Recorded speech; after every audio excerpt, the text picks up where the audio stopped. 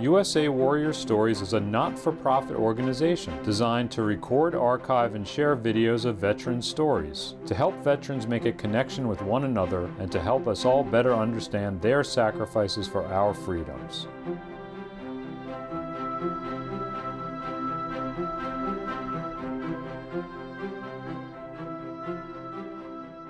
I was having dinner with my parents and my grandfather, and when Roosevelt come over the radio, said we'd been attacked. So I knew I was going to be drafted. So I wanted to pick my own outfit. I picked Marine Corps.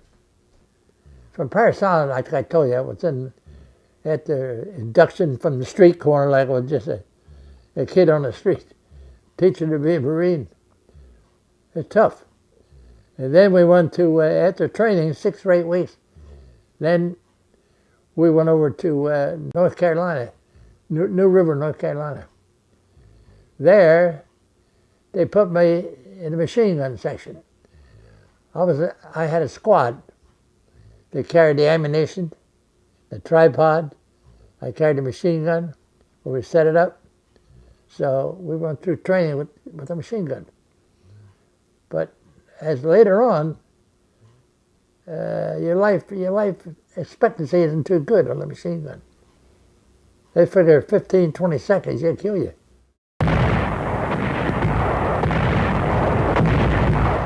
I was on 4 invasions. The Marshall Islands down to Eniwetok in the South Pacific. And then went from there, went to Saipan and Tinian, which is the next island. Then come back to Hawaii. Maui, Hawaii was our camp for training to jump off to the next island. So we were the only division, our 4th Marine Division was the only division that went directly from the States into combat. It was in our approach to get the Japanese in Tokyo someday. So we had to go step by step. Soldier and Marine and landing craft sailor waiting to go in knew that there'd been about 10,000 Japs in there. That was in the Marshall Islands, and Eniwetok. I was a new kid on the block, a new island. We had no idea what to expect. But they found out we were getting hit pretty good from a sniper. And the sniper was in front of us up in the palm tree. That's where they found him. So they blew the palm tree away. Then we were there, and it was Roy and the Moore, the Kwajalein. We were on where all the troops are, and the next island across from it, in the Kwajalein Atoll, was the airfield. Down below, the Japs had concrete bunkers. They went down there and took care of their sick, their injured. They had a doctor down there. Anyway, at night we were getting a Jap bomber come over. And he kept dropping his bombs. So one night, we knocked the plane down. And the guy come out in the parachute, because we threw flares up, you could see. And there was a Jap. He must have committed suicide, because he was not in the parachute. Then we went back by ship, back to Maui, Hawaii. Did training, more training. You learn your mistakes, what you can do better. Then we got on ship, troop transport. We landed on Saipan. Under our naval barrage, the boat started for Saipan's shores at 08:15 hours. Before any of us landed on those islands, our bombing went on day after day, to destroy what, and then we go in there, it's supposed to be mop up, but there's a lot of Japs on there yet. But we start going in there about 100 yards, then the stuff come down on us. Japs had it zeroed in there. They had stakes in the ground, like a surveyor's stakes. We didn't know what they were. But every time we went by one of them stakes, we got hit. We found out that the Jap was up in the smokestack. He was calling the shots in. He was a sniper. So we get on the radio, and we were liaison with the radio all the time. We called, knock the smokestack. They knocked the smokestack down. They bombed it away.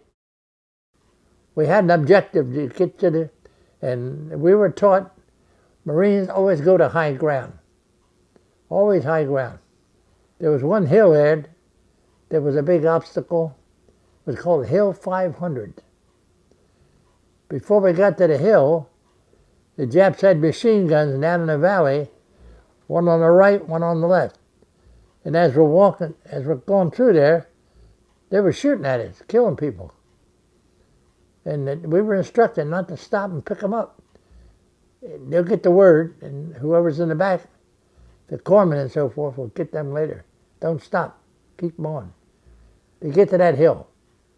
I had, like I said, I had a machine gun. I had a couple guys carry the ammunition. And the ammunition, every fifth shell come out of that machine gun was a tracer. It lit up so you could see your objective. But by the same token, the Japs could see that shell because it lit up, and then they fire on you. So you had to keep moving that machine gun. We had cans, big drums of water that we put aboard the ship. We had no water. The ship pulled away before we could unload the water. So believe it or not, you would think of drinking water from a ditch down here, green. That's what was left. So we drank it. We drank it, and they gave us a pill to take with that water. Nobody got sick. I don't understand it. But anyway, 26 days we were on Saipan. We had no hot food because it kept moving all the time. They couldn't set up a spot where they could cook hot meals. So we had rations called K rations. What was bad, the Japs did not, they didn't care how they kill you. But it's against the Articles of War. They blew up, they shot explosions above us with phosphorus in it. Phosphorus. Phosphorus, it hits your hand, water or nothing's going to stop it. It goes right through your hand. Puts a hole right through your hand. That's bad stuff. Japs used to expose shells above us, and that shrapnel will come down on us while we're in a foxhole. The Japs also, they took their bullets and they cut the tip off the bullet, so when it hits you, you got a round shell hit you. And that does a lot of damage. You probably read about it, where the Japs, the women, children, the men, they jumped off the cliff. They committed suicide. I saw it. What hurt me more than anything, I looked down this big well, there had a bunch of babies down there. They threw the babies down there to die. So. Long-range bombardment of Tinian from Saipan began to reach a climax on Jig-9. The next island was right close by. Tinian, like I told you. No, the Japs thought we were going to land on the sandy beach. They had all their guns focused on the beach. We fooled them. We landed where there's rocks.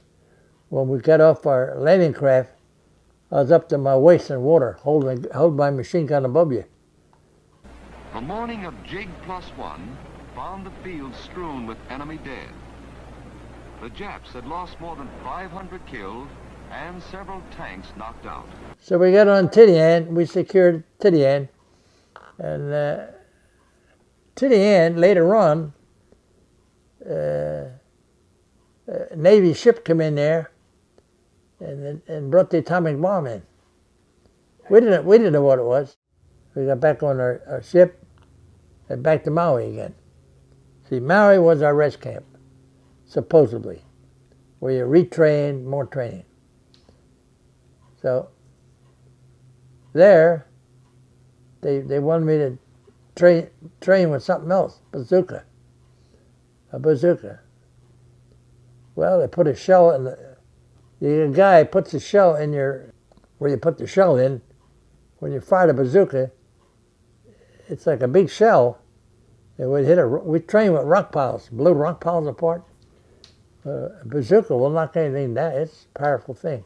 I never really had a chance to use it. Because when we got aboard ship, again, we didn't know where we were going. We knew the other island we were going. And they don't have to wait long. The Navy begins to soften up the island so we can land. But Iwo Jima was next on the list. But they didn't tell us it was Iwo Jima. Never heard of Iwo Jima. Well, we got on ship, and we were about 700 miles from Tokyo. Is Iwo Jima. Aboard ship, we laid off beach there, and we had a chaplain say mass and everything, and we didn't know what it's going to be. They were waiting for us. We were on an LST. Down in a hole, we had these amphibious tanks. They kicked up the water. We didn't have LCVPs where you land and the ramp goes down. All they had are different. Amphibious tanks. And they had sandbags all around the edge where we're in. But a shell could be easy penetration. The shell could go right through that things. Yeah, the one on the left, I looked, I turned my head, Jap shell hit the boat, blew them all out of the water. They're all dead. Hit direct hit. It could have been our boat. But we're there, and there's the boat over there. Now, Iwo Jima was only 3 by 5 miles. That's a real small island. When you get in there, you had to keep moving. You had to keep moving on that island. There was no place really to settle down. That's that volcanic ash. When you get on the beach, you sink up to your ankles and that stuff. We thought there was going to be fire coming out of them near the beach and this, that. We didn't know what to expect. And this Iwo Jima is one of the strongholds of breaking the back of Japan. If we could get that island. We lost a lot of men. 6,000 men killed on that 3 by 5 island, and over 16,000 wounded. I got hit on day one. That's as far as I could go, on up about maybe 100 yards. And my buddy on the right and a buddy on the left, we stopped and knelt down there. And as we did, a shell come in, blew up in front of us. It took my buddy's legs off on the right of me. And he was Roosevelt's bodyguard back in Palm Springs, Georgia. He wanted to get some action. He got it. He died. He died later. Blew his legs off. My buddy on the left of me, he got a half a tongue, no jaw. And I'm in the middle, and my arm was broke. I reached for it, it was behind me. I thought it was gone. It wasn't blown off. But I got hit 2 parts of the arm. I can't touch my shoulder. Loaded with shrapnel. So I knew I got to get out of there. So I crawled back to the beach. When I crawled back to the beach, they had a Jap machine gunner shooting right in front of us. If I went faster, he'd have cut me right in half. But thank God somebody got that machine gunner. Now I'm back on the beach. They give me 2 shots of morphine. That's all I give you. The corpsman. And a Navy guy picks me up to put me aboard his LCVP to take me to the hospital ship. Hospital ship laid offshore. So, he picked me up and they killed him. Now he drops me in the ocean. Another sailor on that boat got a hold of me and put me aboard the boat. Thank God. Well, the boat, I say, was close to shore. So, aboard the hospital ship, I'll make a comment. Them doctors and nurses, they worked around the clock. Oh, the wounded coming there. So many wounded. Boatloads of guys were wounded. So the doctor operated on my right leg, and it's in my records. He would have done better with a stump. In other words, they're going to cut my leg off. But they saved the leg. Well, by saving it, it left me with a drop foot. I can't stand on my heel, because right now I had peripheral and sciatic nerve damage. From the hospital ship, I went back to Saipan. They took me back to Saipan. They had a hospital, a Quonset hut type hospital, small operation. They checked you all over again, and they had to reset the arm. It was crooked. There's a lot of damage to that arm. From there, I went by boat to Naval Hospital, Pearl Harbor Naval Hospital. They check you all over again, do what they got to do. I had over 100 shots of penicillin. That's a lot of penicillin. While I'm recuperating there, Boris Karloff, he was with an admiral. Boris Karloff, he made those Frankenstein movies and all. He put the Purple Heart on me while I was there. I wasn't there nationally on Iwo when they raised the flag. There was 2 flag raises. There's a lot of controversy over that. But the first one wasn't the right thing. It didn't look right. The second one, shot by photographer Rosenthal. It looked good to President Truman. He thought that would really be helpful to go to stop this war. To know that we broke their backs on Iwo Jima. I think every boy should get a touch of the service to learn what it is to grow up. You're born to do something in life. God brought you here and make something of yourself. If I wasn't wounded, I'd have stayed in. It's hard to make a rank in the Marine Corps. I made sergeant. That's really tough to make. PFC, and then goes to corporal, and then sergeant. But that's proud. That's proud of the Corps. In fact, if I didn't get hit, like I said, I'd have stayed in. Semper Fidelis. It's forever faithful.